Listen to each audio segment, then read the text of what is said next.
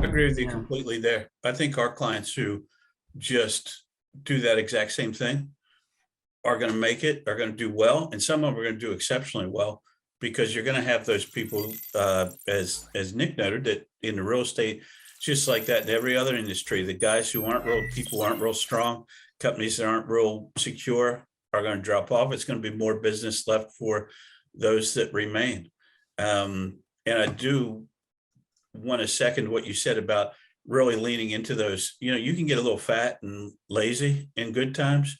It's really a good exercise to go back in and look at your expenses, look at your activities, look at your processes, look at what you're paying people to do.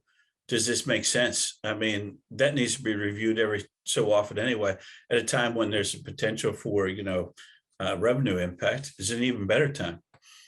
Yep, I agree. I think the tracking part of it's important to discuss too, because like most of the clients you guys are talking about, or most clients probably watching this, if you're doing e-commerce, it's pretty easy to tell where you can trim fat a lot of the time. It's not perfect, but it's easier because you're seeing the whole funnel basically in Google Ads or in analytics. In the tour operator niche, water sports, whatever, you can see that with online bookings too, but there's some attribution issues by the way some of these booking engines handle it.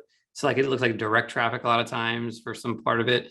But for the lead side of it, I think it's really important to maybe take advantage of offline conversion tracking. So what does that mean in human language? It's basically you take a lead, when they become a sale, you feed that data back into Google Ads or analytics or both, and you're able to tell where you're making your money from. And it's a different setup for a lot of different people, but I mean, it can be done with Zapier, it can be done with Google Sheets, it can be done several different ways, a little bit of time.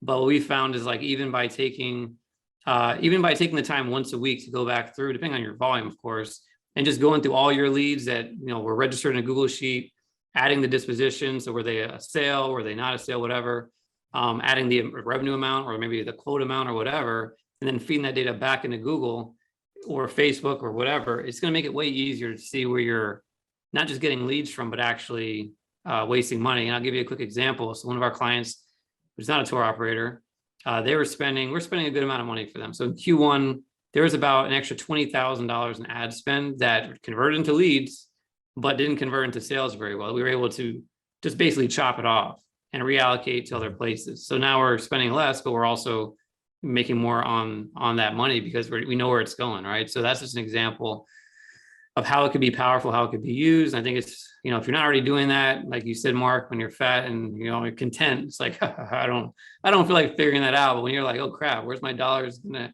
I going to pay for this? Then you're like, all right, let me spend a few hours and put a process together for a Google Sheet, upload it to Zapier into Google. And it doesn't take a lot of time to do it. It just takes a little bit of dedication and commitment to make sure you update your numbers and feed it back in. I think that could also go a long way to help out.